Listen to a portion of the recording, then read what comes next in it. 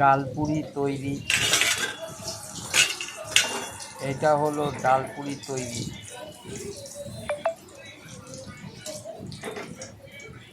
নমস্কার বন্ধুরা, আপনারা কেমন আছেন? নিশ্চয়ই ভালো আছেন।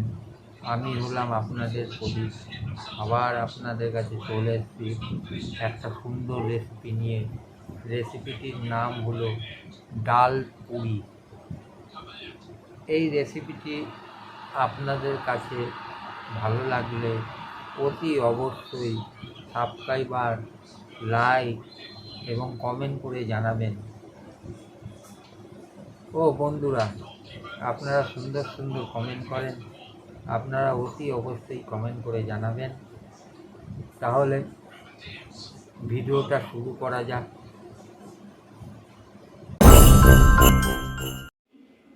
প্রথমে আমি 150 গ্রাম ছোলার ডাল নিয়ে নিলাম, সেটাকে ভিজিয়ে রাখলাম আধ ঘন্টার উপরে। তারপর সেটাকে মিক্সিতে পেশাই করলাম।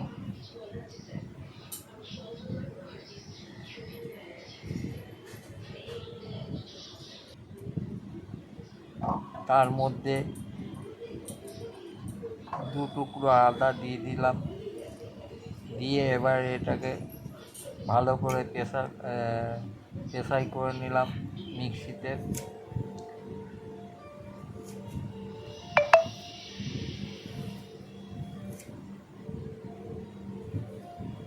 ডালটা গুঁড়ো হয়ে যাওয়ার পর তারপর একটা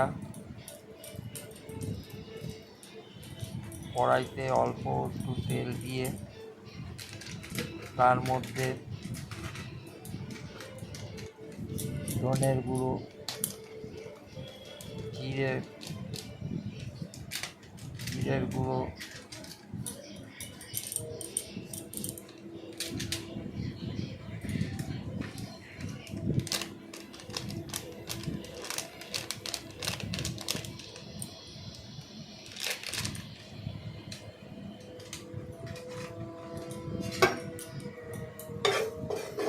ধনে এবং জিরে গুঁড়ো দিয়ে ভালো করে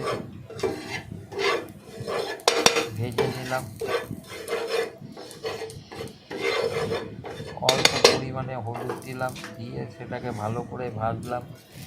অল্প পরিমাণে নুন দিলাম, নুন দিয়ে সেটাকে ভালো করে ভেজে নিলাম।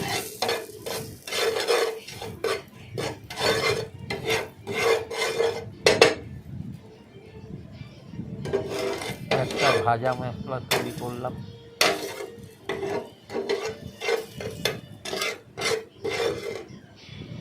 এই মশলাটা আমি ডালের মধ্যে দেব। ডালের মধ্যে দিয়ে সেটাকে ভালো করে ভাজলাম।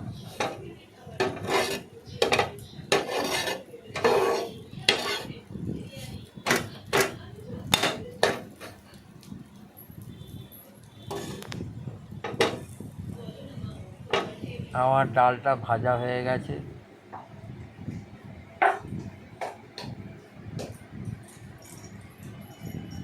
এরপরে আমি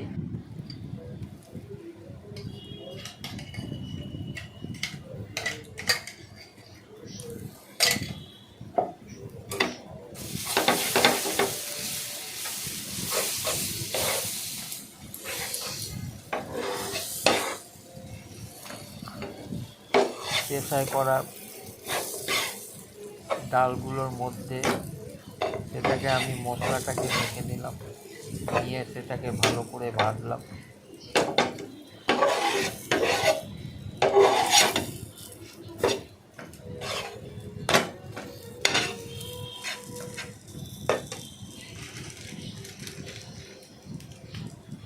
অল্প পরিমাণে হলুদ দিলাম তার মধ্যে।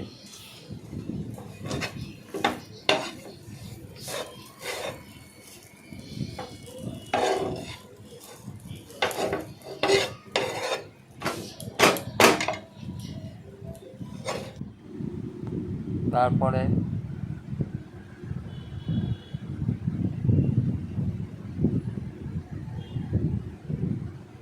500 গ্রামের মতো ময়দা নিয়ে নিলাম।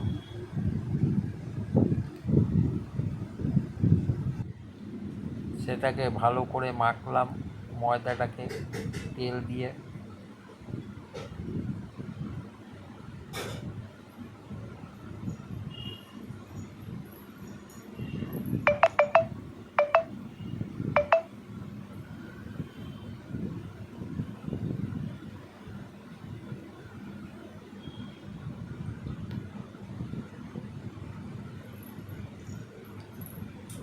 আমার ময়দাটা মাখা হয়ে গেছে। এরপরে আমি গোল গোল করে লেচি করলাম, তার মধ্যে সেই ডালটা দিয়ে দিলাম, মাঝখানে দিয়ে সেটাকে গোল করে রেখে দিলাম। পুর দিলাম, ময়দার মধ্যে ডালের পুর দিলাম।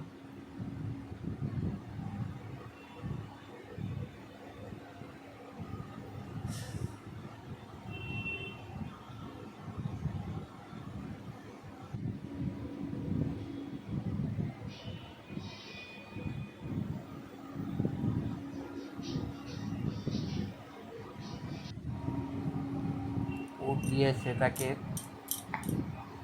অল্প পরিমাণে বেললাম,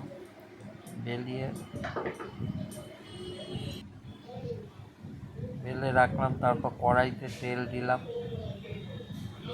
তেলটা গরম হবে।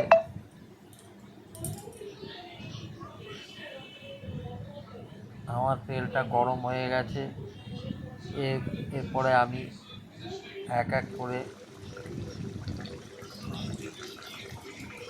তার মধ্যে ছাড়লাম।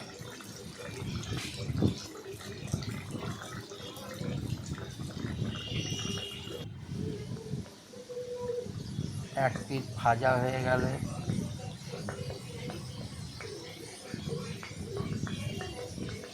লালচে করে এক পিঠ ভাজলাম।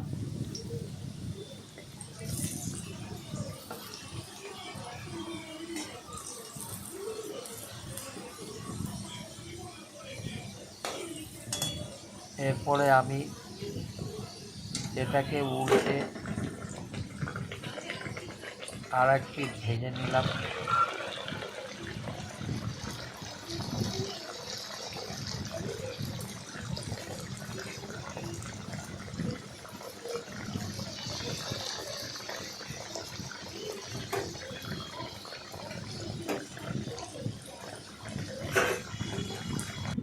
এই রকমভাবে এক একটা করে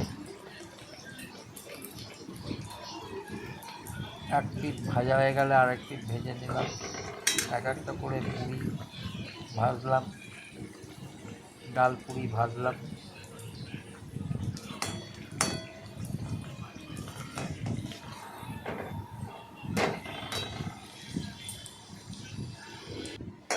আমার ডাল পুরি তৈরি হয়ে গেছে।